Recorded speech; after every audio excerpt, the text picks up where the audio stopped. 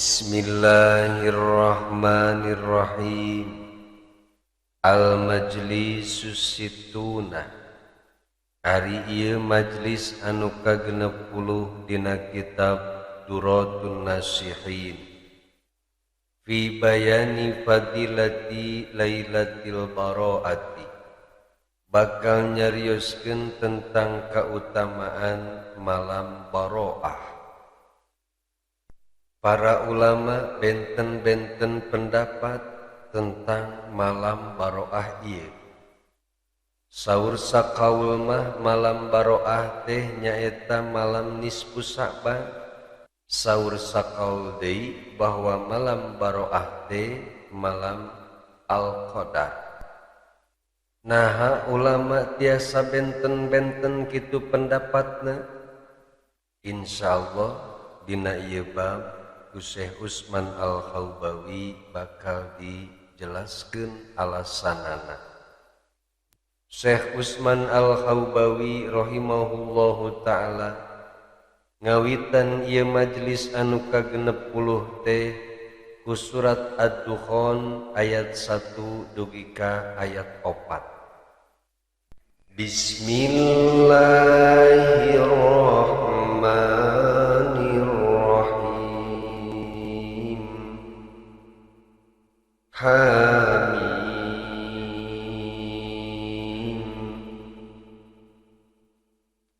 Wal kitabil mubin.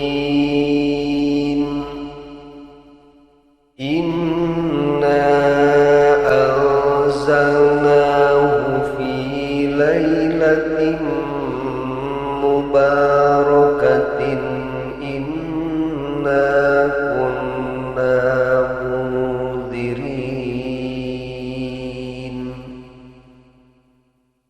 Fiha yufraqu kullu amrin hakim.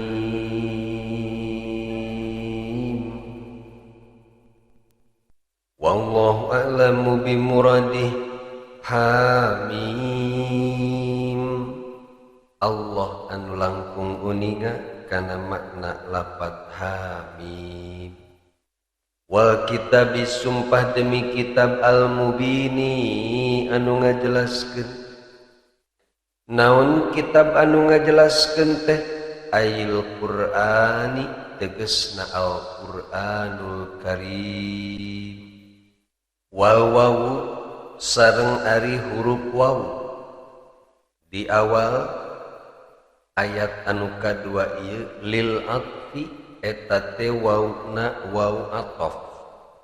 In kana lamun aya hamim lapad hamim munqasaman bihi dijadikeun sumpah atau muqsam bih. Wa illa sareng upami lapad hamim bukan sebagai muqsam bih falil qasami maka huruf waw dina eta awal ayat menjadi waw qasam lain waw atof. Kumaha ngartianana? Wal kitabi sumpah demi kitab. Atuh di mana-mana lamun aya huruf qasam maka kudu aya jawab qasamna. Mana jawab qasamna Kang Santri? Wal jawabu sareng ari jawab qasamna qauluhu nyaeta firman Allah. Inna anzalnahu fi lailatin mubarakah. Tah ieu jawab qasamna. Wallahu a'lamu bimuradih. Inna sanyanyana kami anu agung anzalna eta parantos ngalungsurkeun kami anu agung hu kana itu kitab fi lailatin dina hiji peuting mubarakatin anu diberkati.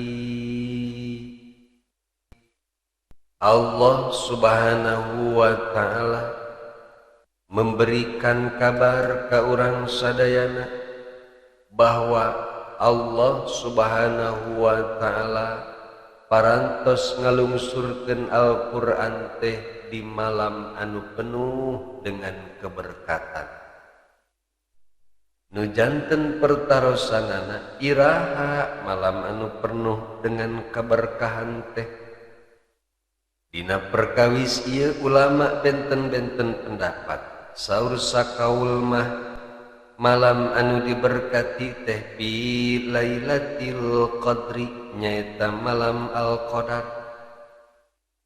Ulama anu berkeyakinan bahwa malam anu diberkati teh nyaeta malam Al-Qadar berdasarkan dalil dina surat Al-Qadar ayat kahiji teh geuninganan inna anzalnahu fi lailatul qadr wallahu a'lamu bimuradihi inna sanyana kami anu agung anzalna parantos nurunkeun kami anu agung hukana Al-Qur'an iraha fi lailatul qadri dina malaman Al-Qadar.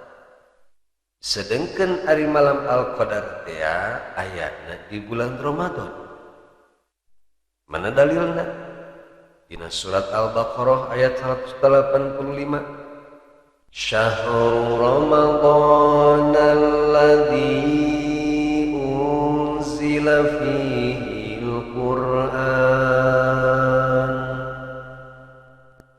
Nah, etalah dalil-dalil para ulama anu berkeyakinan bahwa Lailatul Mubarakah di dieu teh adalah Lailatul Qadar. Awil baroati aya oge ulama anu berpendapat bahwa Al-Qur'an teh dilungsurkeun dina malam Baroah atawa nisfu Sya'ban. Ngan numutkeun Imam Ibnu Katsir pendapat ulama anu meyakini bahwa malam keberkahan atau malam lungsurna Al-Qur'an dina malam nisfu Sya'ban sakumaha anu disebutkeun dina riwayat anu bersumber di Sayyidina Ikrimah, maka menurut Imam Ibnu Katsir pendapat ieu sangat lemah dan jauh dina kebenaran. Naon sebabna? Karena Al-Qur'an menyebutkan dengan jelas bahwa Al-Qur'an dilungsurkeun pada bulan Ramadan. Sedengkeun ari nisfu Sya'ban lain bulan Ramadan. Kumaha atuh kok bisa berbeda kieu? Ubetu dia bisa jadi dibimitian piha dina eta malam Al-Qadar naon inzaluhu dimulaina lungsur Al-Qur'an au atawa unzila piha dilungsurkeun dina eta malam Al-Qadar jumlatan secara sekaligus ila sama'i dunia ka langit dunia minal lauhil mahfudi di lauh mahfud summa unzila kemudian dilungsurkeun itu Al-Qur'an teh ala rasuli ka Rasulullah nujuman secara berangsur-angsur fi salasin wa ishrina sanatan dalam rentan waktu 23 tahun. Nah, etalah alasanana para ulama aya dua pendapat tentang malam mubarakah ieu. Margi Al-Qur'an teh dilungsurkeunana dua kali. Pertama dilungsurkeun secara sekaligus di Lauh Mahfud ka Baitul Izzah. Kemudian saparantosna aya di Baitul Izzah ditulungsurkeun deui secara berangsur-angsur selama 23 tahun ka Kangjeng Nabi Muhammad sallallahu alaihi wasallam. Nah, janten mungkin wae dua pendapat ulama ieu teh dua-duana ge benar. Urang berusaha husnudzon baik ka para ulama urang mah atuh kabeh dituna sanggakeun bae ka Allah. Allah anu maha uninga kana sagala rupai perkara. Wa barakatuha sareng ari kaberkahan anu aya dina eta malam. Lidzalika kumargi eta malam diberkahkeun teh fa inna nuzulal qur'ani karna sanyanyana ari lungsurna Al-Qur'an sababun eta janten sabab lil manafi'i tinniyati janten sabab ayana manfaat-manfaat pikeun agama wa dunyawiyati sareng lungsurna Al-Qur'an teh janten sebab ayana manfaat pikeun urusan dunia au lima fiha atawa diberkahkeunana eta malam teh min nuzulil malaikati sebab lungsurna para malaikat war rahmati sareng rahmat wa ijabati da'wati sareng dijabahna doa-doa wa qismatin ni'mati sareng dibagikeunana nikmat wa faslil aqdiyati sareng diputuskeunana sagala perkara atanepi ketentuan-ketentuan. Inna kunna mundirin wallahu a'lamu bimuradih. Inna sanyanyana kami anu agung kunna aya kami anu agung mundirina eta anu memberi peringatan, yakni Allah subhanahu wa ta'ala masihan uninga memberi tahu kepada seluruh manusia karena segala perkara anu manfaat pikeun manusia sareng anu madorot atanapi anu ngabahayakeun pikeun manusia melalui hukum syara. Melalui hukum syara ialah jelas mana nu haram, mana nu halal, mana nu makruh, mana nu kudu dikerjakeun, mana nu ulah dikerjakeun. Itu semua tujuanana untuk kebaikan manusia. Ketika Allah telah memberi tahu kepada seluruh manusia, ieu mah haram, ieu mah halal, engke seluruh manusia moal bisa berhujah deui ketika dilelepkeun kana jero neraka jahanam.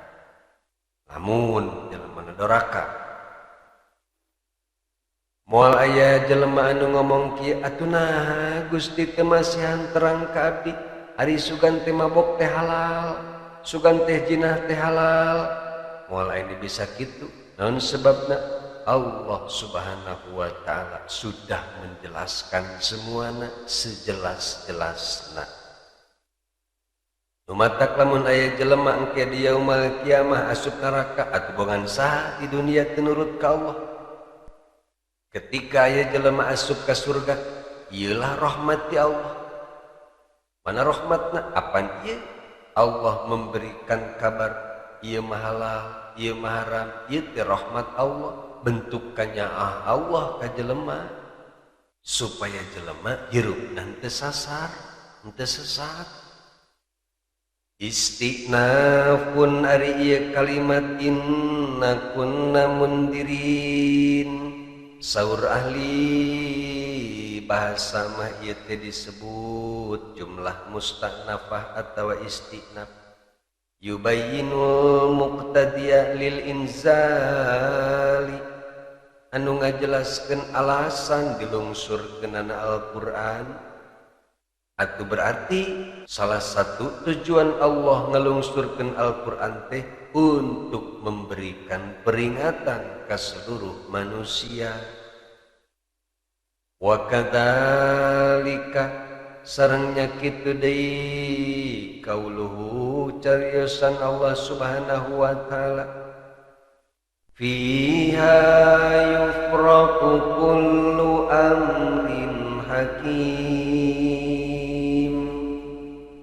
wallahu a'lamu bimuradih fiha dina eta malam anu diberkahkeun teh yufraku dijelaskan kulu amrin segala perkara atau segala urusan hakimin anu pinuh ku hikmah fa inna kaunaha karna sanyana ayana eta malam anu penuh berkah teh mafraqal umuril muhkamati sebagai penjelasan perkara-perkara secara tetap. Matak saur dina tafsir Ibnu Katsir makna hakim ti dieu ai muhkamun la yubaddalu wa la yubayyaru. Tegesna dina malam eta teh Allah Subhanahu wa taala ngajelaskeun segala urusan secara tetap, tidak bisa diganti dan tidak bisa dirubah. Gitulah numutkeun penjelasan dina tafsir Ibnu Katsir rahimahullahu taala. Awil multabisati bil hikmati atawa dina malam eta teh Allah Subhanahu wa taala ngajelaskeun perkara-perkara anu belum jelas atawa anu samar dengan penuh hikmah.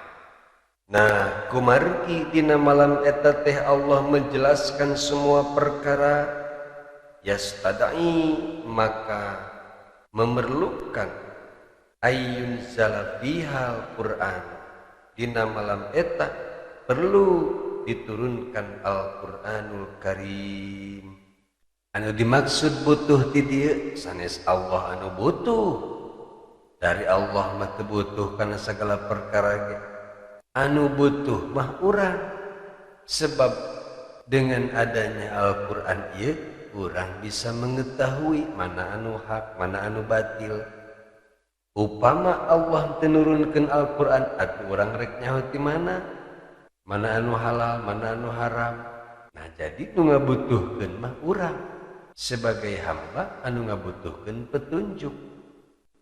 Alladzi huwa anu mana eta lungsurna Al-Qur'an teh min adhaimiha termasuk perkara anu agung.